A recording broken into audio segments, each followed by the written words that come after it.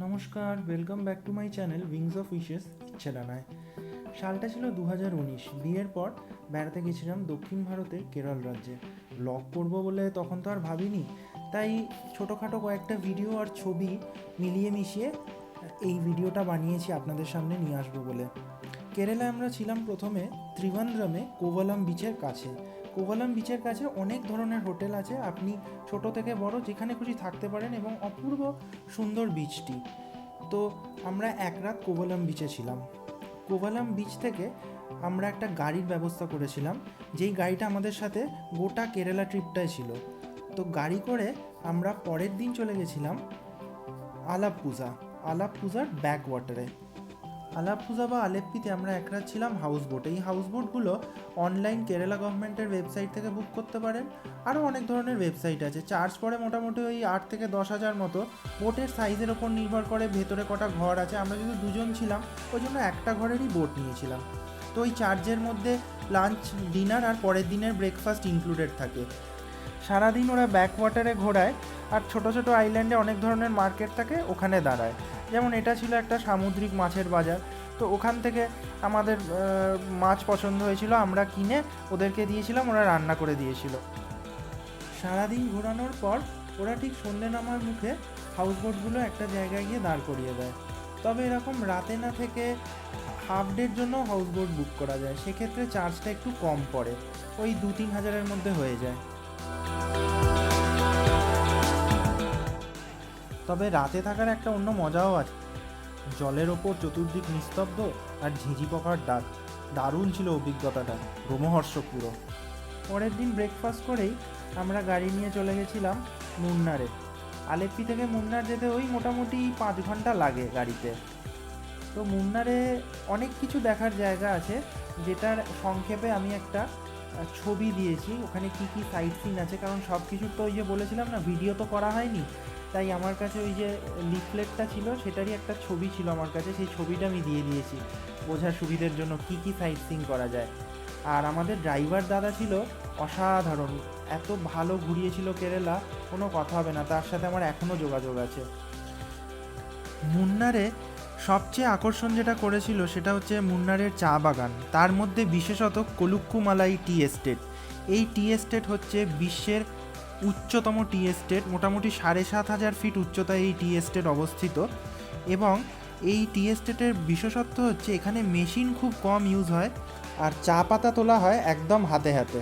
কলুক্কুমালাই টি এস্টেটের টি ফ্যাক্টরিতে গিয়ে প্রথম হোয়াইট টি, গ্রিন টি আর ব্ল্যাক টির পার্থক্য বুঝেছিলাম। কোন চা পাতা কীভাবে প্রসেস করে গ্রিন টি, হোয়াইট টি, ব্ল্যাক টি বানানো হয় সেটা বুঝেছিলাম। আর তার সাথে ফ্যাক্টরিতে বিনামূল্যে চাও পান করা হয়েছিল। Rest up completely regular tea. Is both are segregation from field, not here. From field itself, they are plucking by hand. You can take photo here.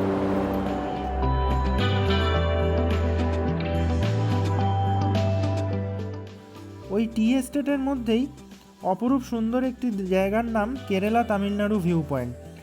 এটাই নাকি কেরালা তামিলনাড়ুর বর্ডার তো আর বোঝার উপায় নেই, তবে সবাই বলে পাহাড়ের ওপাশটা তামিলনাড়ু আর এপাশটা কেরালা। এই কেরালা তামিলনাড়ু ভিউ পয়েন্টের দৃশ্য ছিল অপরূপ সুন্দর, তাই জন্যই ওইদিকে একজন আপন মনে সেলফি আর ছবি তুলে যাচ্ছে। কিছুটা এগিয়েই ছিল লায়ন্স রক ভিউ পয়েন্ট, যেটা নাকি 8,500 ফিট উচ্চতায় অবস্থিত।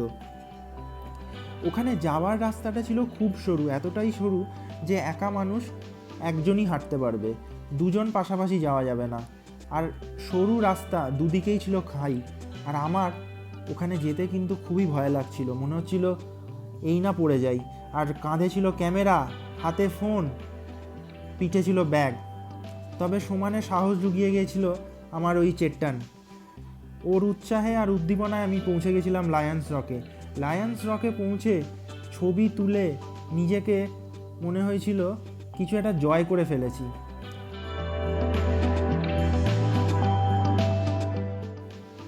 রাস্তাটা কি সরু, একদিকে কেরালা তামিলনাড়ু ভিউ পয়েন্ট আর একদিকে হচ্ছে কলুক্কুমালাই টি এস্টেট। আর রাস্তা ছিল এবড়ো খাবড়ো, কোনো মানুষে হাঁটার রাস্তা নয় ওটা, মানে কিছুক্ষণ বলতে পারেন ট্রেকিং করেই যেতে হয়েছিল।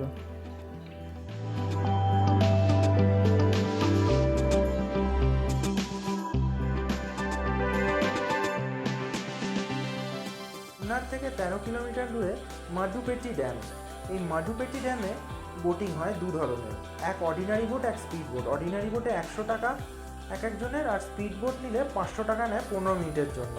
আমাদের এত ভালো লেগেছিল সিনিক বিউটি যে আমরা আরও 500 টাকা এক্সট্রা দিয়ে আধ ঘন্টার জন্য বোটিং করেছিলাম।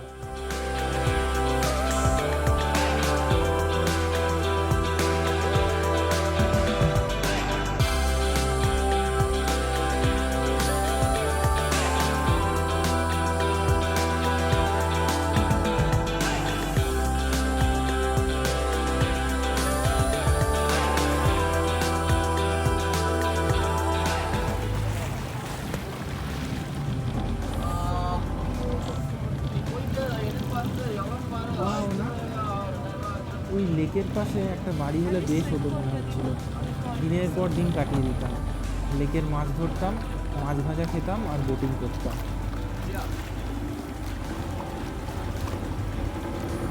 எவ்வளோன்னு ஒன்றும் சொல்லலை, எவ்வளோன்னு தெரியல, இருந்தாலும் விமலா வர சொல்லுங்க, வந்துட்டு பார்த்துக்கலாம் நாங்கள்.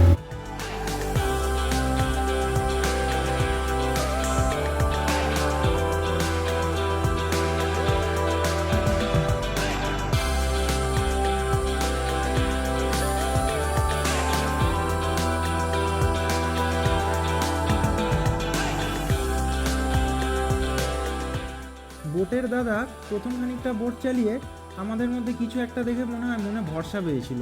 চালকের আসনটা প্রথমে ছেড়ে দিয়েছিল আমাকে, তারপর আমার ওয়াইফকে। আর বোট চালিয়ে একজন যা খুশি হয়েছিল, সঙ্গে সঙ্গে 32 পাটি বেরিয়ে গিয়েছিল একদম।